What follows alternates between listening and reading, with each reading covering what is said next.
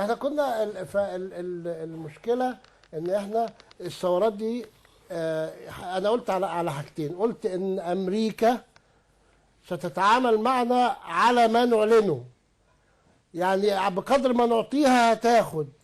لو ابتزتنا مش هنعرف احنا نسيطر على الموقف. لو ان الثوره اعلنت سياق معين في التعامل مع الغرب ومع امريكا هتقبل اللي احنا وهتقبل الايادي وهتضاعف المساعدات كمان، واحنا هنعتبر المساعده جزيه، مش هنعتبرها مساعدات وما الى ذلك.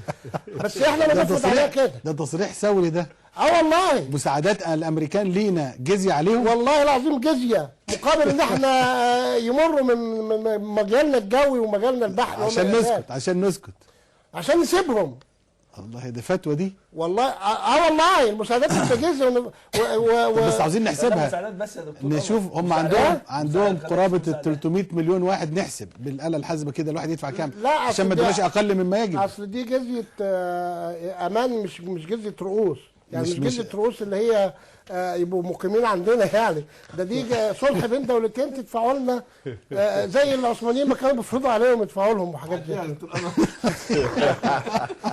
والله كويس. عنوان بكره تلاقي الصحفي يقول لك حضرتك يعني داعيه سلفي يعني ايوه يفتي بانه على امريكا ان هي تدفع الجزيه لمصر. اصيغها لك الصياغه الصحيحه. نحن يجب ان نسعى الى ان تحقق الثوره اهدافها وتقيم دولة مستقلة ذات سيادة في مصر، دولة إسلامية عربية، وتفرض على أمريكا المساعدات كجزية مقابل إن احنا نتركها تحقق مصالحها اللي احنا نوافق عليه.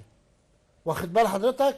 ويدفعوا تعويضات عن تخريبهم للوطن وتخريبهم للأمة الإسلامية وهم وغيرهم من الغرب، مقابل إن احنا نقبل إن احنا نتعامل معاهم. واخد بال حضرتك؟ بس ده مش مفهوم الجزيه يا دكتور انور. انا هسميها جزيه مجازي. لا جزيه مجازيه، جزيه مجازيه. لا مش في صلح على مال مع العالم دي. انت النهارده فايق. واخد بال حضرتك؟ والله العظيم هذا يا دكتور عاطف، ده انا هقول لك على واقعه في التاريخ.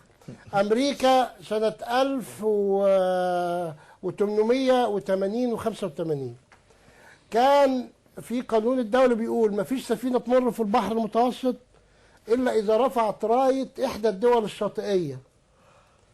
فأمريكا كانت دولة تعتبر حديثة وقوتها محدودة، فاتكلمت مع ليبيا. كانت إمارة اسمها إمارة أسرة الكراملي، فليبيا كانت بتاخد منها جزية سنويا مقابل السماح للسفن الأمريكية إنها تحمل الراية بتاعت ليبيا على ما تمر من قناه السويس. عشان كده ابو اسماعيل سماها الرايه الامل. طب والله هذا حدث، والفتره وكانت يعني خلاص سنويا كده وما الى ذلك. انا اقصد اقول لك علشان كده احنا بنقول ان التاريخ والجغرافيا دي مش ثوابت، ده بتتغير. طب ايه تعليقات تاني؟ خلينا علق تاني. انت قلت فيها معايا شويه تعليقات ولا خلاص؟ ما هو ده اللي انا عدي الجزيه ده لا يعني لا انا كنت اقصد هو الجزيه دي جت كنوع من